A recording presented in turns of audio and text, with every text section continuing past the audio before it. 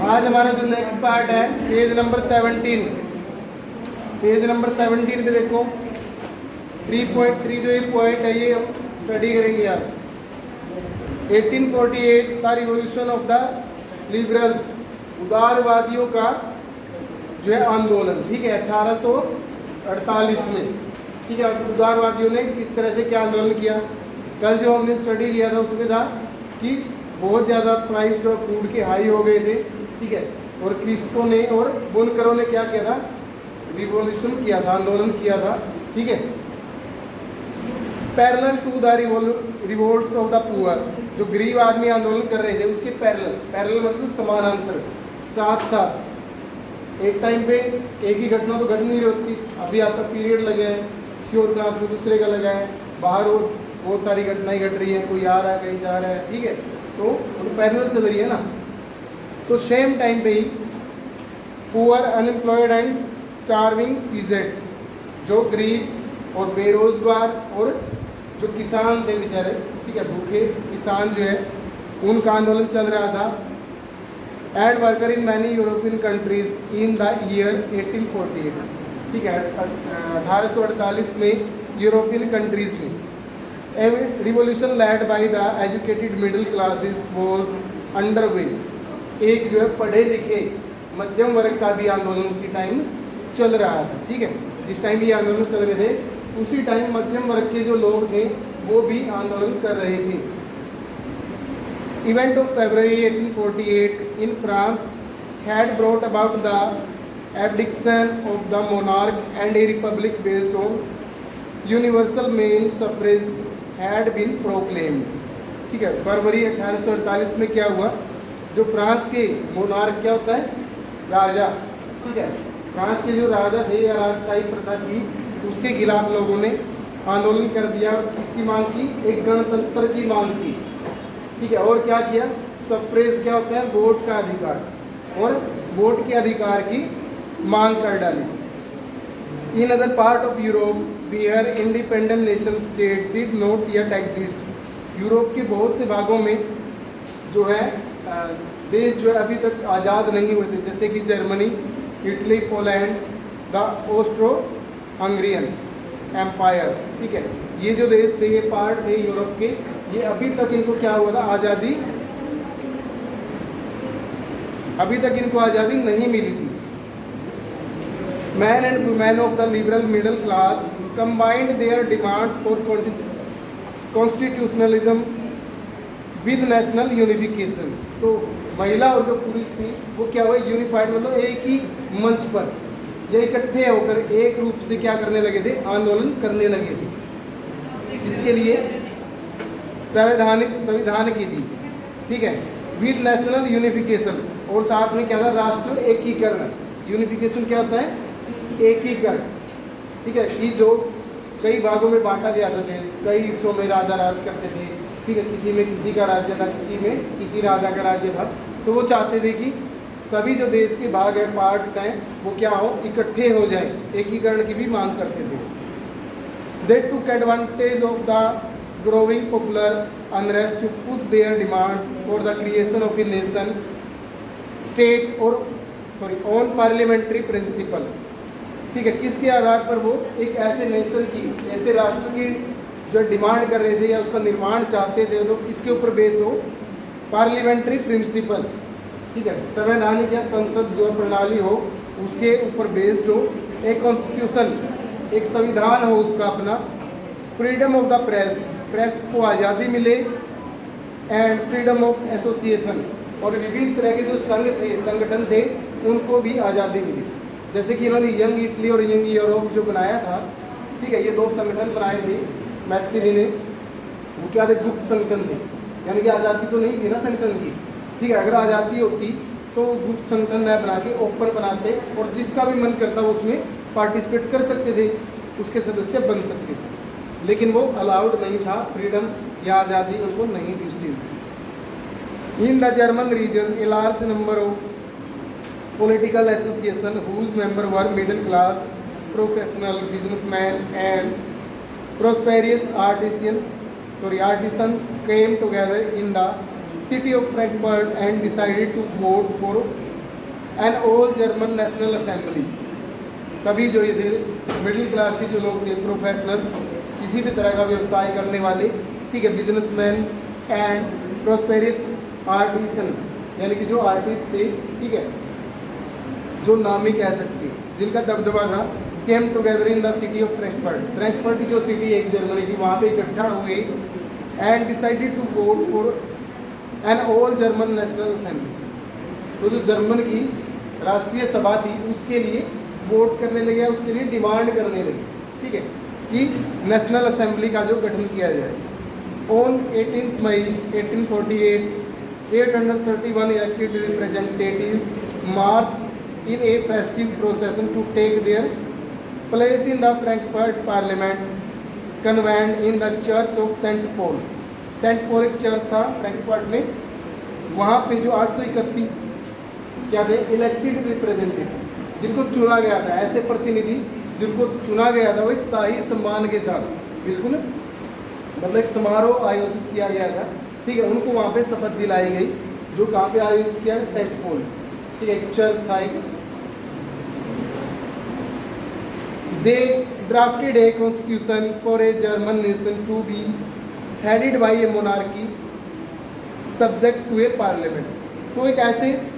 Monarchy मतलब राजशाही राजप्रथा वही रहेगी, लेकिन क्या हो गया कॉन्स्टिट्यूशन, एक संवैधानिक रूप से जो है राजा चुना गया, ठीक है, संविधान भी होगा, राजशाही भी होगी, लेकिन क्या है लोगों को अधिकार होंगे संविधान के अंदर। When the deputies offered the crown of these term to Frederick William IV, King of Persia, he rejected it। लेकिन जब किसको ऑफर किया गया था,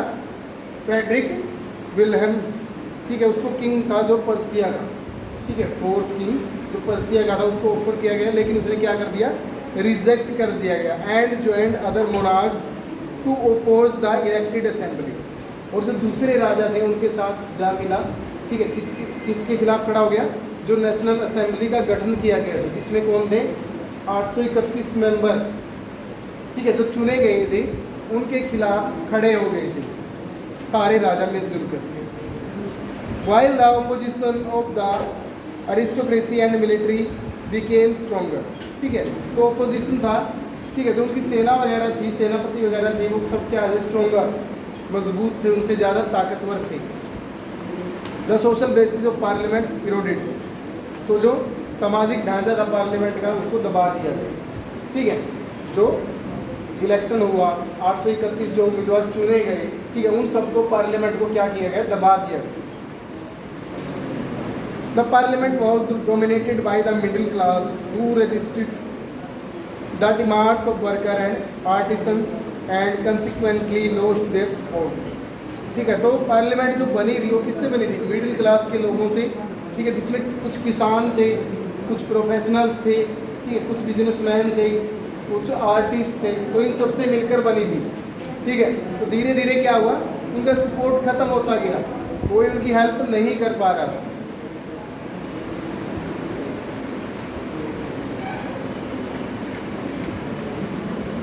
In the end, troops were called in and the assembly was forced to disband, ठीक है, अंत में क्या हुआ, जो सभा जिसको बुलाया गया उसको निरस्त कर दिया गया, खत्म कर दिया गया, ठीक है, राजाओं ने मिलकर दोबारा से। The issue of extending political rights for to women was a controversial one within the liberal movement in which large number of women had participated actively over the years। अब साथ में क्या था, महिलाएं जो थी वो कुछ सालों से लगातार जो है रिवोल्ट कर रही थी, ठीक है, आंदोलन कर रही थी, या फिर जो आंदोलनकारी थे उनका साथ दे रही थी। तो वो भी यही चाहती थी कि सभी के लिए समान जो है अधिकार लागू किए जाए, तो सभी को वोट का अधिकार मिले, या फिर हमें भी पुरुषों के समान जो है वो सारे अधिकार दिए जाए। Women had formed their own political association, इसीलिए महिलाओं ने अपने राजनीतिक संगठन बनाए। फाउंडेड न्यूज़पेपर, ठीक है, न्यूज़पेपर या जो अपने अखबार वगैरह उनकी स्थापना किया, अखबार वगैरह जो चलाए अपने अलग से। And taken part in the political meeting and demonstration, और जितने भी राजनीतिक पार्टियां या संगठन जो भी होते थे, ठीक है, जिसमें आगे की रणनीति तैयार की जाती थी, उनमें रेगुलरली उसमें पार्टिसिपेट किया, भाग लिया। Despite this they were denied, next page भी निकालो, they were denied suffrage right during the election of the assembly. लेकिन बावजूद इसके उनको वोट का अधिकार कोई कुछ भी नहीं दिया गया, ठीक है। जो असेंबली बनी थी ना, उसके लिए वोटिंग हुई, उसमें उनको वोट का अधिकार नहीं दिया गया था। When the Frankfurt Parliament convened in the Church of St. Paul, women were admitted only an observer to stand in the visitor gallery, ठीक है। जब सेंट पॉल में फ्रैंकफर्ट में जो पार्लियामेंट, जो संसद बनाई थी, उसकी जो सभा हो रही थी ना, उस समय भी सिर्फ महिलाओं को दर्शक दिया गया, यानी कि विजिटर, जहाँ पे कोई भी दर्शक आता है, यानी कि सभा की मेंबर नहीं थी, वो सिर्फ देखने के लिए उनको खड़ा करता था गैलरी में, ठीक है, जो गैलरियाँ होती हैं। दो conservative forces were able to suppress liberal movements in 1848, they could not restore the old order, ठीक है। दोबारा से वही रूढ़िवादी जो धारणाएं थी, वही राजशाही प्रथा, वही पुराने रीति रिवाज लागू कर दिए गए, ठीक है। जो लिबरल थे, उदारवादी थे, जो वो क्या है, अपने जो मूवमेंट है उनको कामयाब नहीं कर पाई, ठीक है। 1848 में monarchs were beginning to realize that the cycle of revolution and repression could only be ended by granting concession to the liberal nationalist revolutionaries। लेकिन मोनार्क जो थे